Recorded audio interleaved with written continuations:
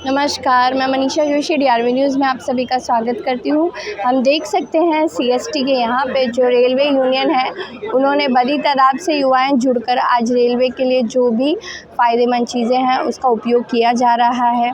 लोगों की सुरक्षा के लिए, वुमेन सेफ्टी के लिए, सभी चीज़ों के लिए, महिलाओं को आगे बढ़ाने के लिए ये युवा काम कर रही है। देखो, बहुत खुशी की समय है, क्योंकि आपको पता कि जो सुप्रीम कोर्ट के आदेश अनुसार पहली बार जो मान्यता का सीक्रेट बैलेट के ज़रिए जो चुनाव शुरू हुआ था, वो चुनाव शुरू होने के बाद 2 ही बार चुनाव कर पाए। 2013 में हमारा सारे भारत रेल के अंदर चुनाव होने के बाद अभी मैं आपको ये कह सकता हूँ 10 साल के करीब गैप हुए। उसके बाद में 2024 में फिर से चुनाव में जा रहा है, क्योंकि हम लोग इंतज़ार करके बैठा था कभी चुनाव में जाने का मौका मिले, अपनी ताकत दिखाने का मौका मिलेगा। जैसे कि हमारा आदरणीय महामंत्री जी ने अभी थोड़ी देर पहले आपसे कहा, भाषण में भी आपने सुना होगा।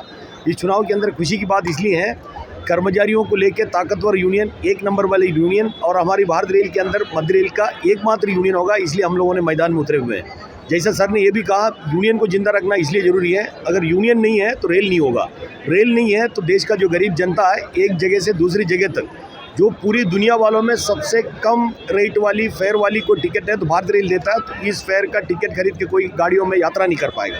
तो हमारी लड़ाई का मुख्य उद्देश्य है हमारा जो हिंदुस्तान की गरीब जनता खुश रहे, हमारा हिंदुस्तान का जो बेरोजगार नौजवान है।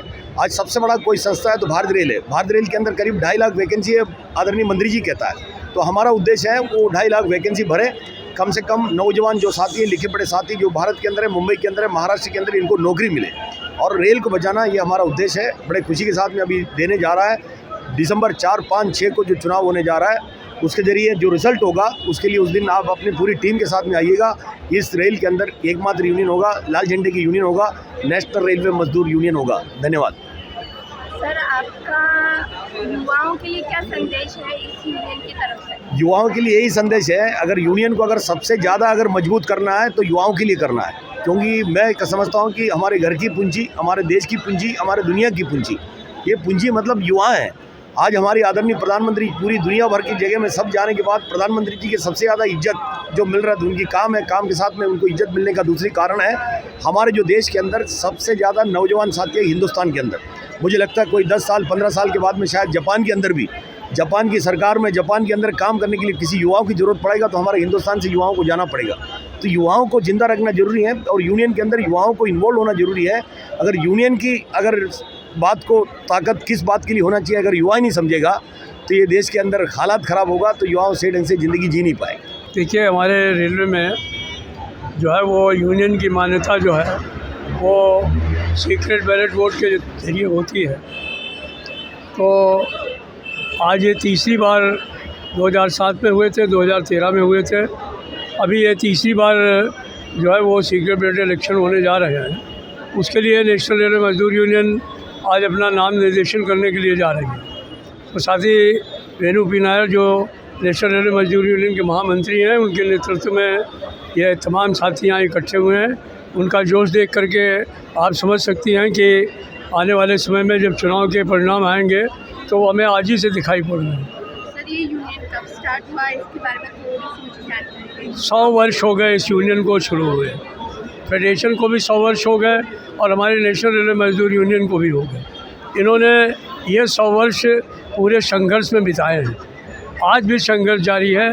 मुझे लगता है आने वाला तो एक शताब्दी तो बीत गई, दूसरी शताब्दी जी आएगी, वो भी हमारे लिए संघर्ष की ही शताब्दी होगी और इसकी दिशा में ही हमारे साथी आगे बढ़ने का काम कर रहे हैं। तो सर, ये यूनियन कैसे और क्या काम करती है? यूनियन तो अपने कर्मचारियों के भविष्य के लिए काम करती है, लेकिन हम सिर्फ अपने कर्मचारियों का भविष्य नहीं देखते हैं। हम निश्चित तौर पर जो हमारे डाउन ट्रोडन हैं, इकोनॉमिकली बैकवर्ड लोग हैं, आर्थिक रूप से पिछड़े हुए लोग हैं, जिनके लिए भारतीय रेल है, उस रेल को बचाने का भी काम करते हैं।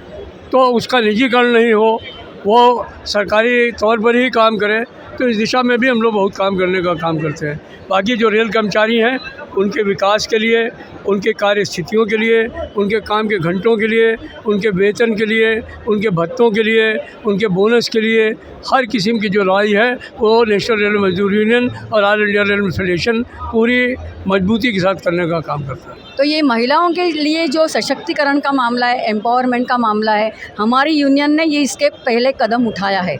तो ये नारी शक्ति जो बोलते हैं ना, प्रबल करने के लिए मैं आपको कहूँ, एक हमारे यहाँ डिविजनल काउंसिल मीटिंग होती है, उसमें भी महिलाएं ज़्यादा आती नहीं थी पहले, तो उसके लिए भी हमारी यूनियन ने जो हमारे रिजर्व पोस्ट पे काम करते हैं वाइस चेयरमैन, मीन्स उनको कैसे होता है कि छुट्टी ऑफिस से नहीं मिलती है, स्पेशल सीएल का प्रोविज़न नहीं था, वो भी करवाने का काम उन्होंने डिविजनल काउंसिल मीटिंग में महिलाओं का सहभाग होने के लिए वो भी उन्होंने काम करवाया। कितने साल से जुड़ी हैं इस union? मैं तो 95 से जुड़ी हुई हूँ यहाँ पे।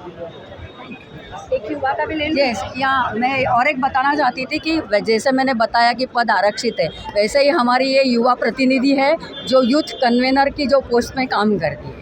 One industry one union national railway minister ऐसा करके मजदूर यूनियन है जो नॉमिनेशन फॉर्म भरने जा रहे हैं। उन्होंने बहुत सारे लोगों की मदद की है, ये 100 सालों से काम कर रही है और काफ़ी युवाओं को अपने साथ सम्मिलित किया है, जैसे कि आप सुनिए और देख ही सकते हैं। मैं मनीषा जोशी, DRV न्यूज़, मुंबई।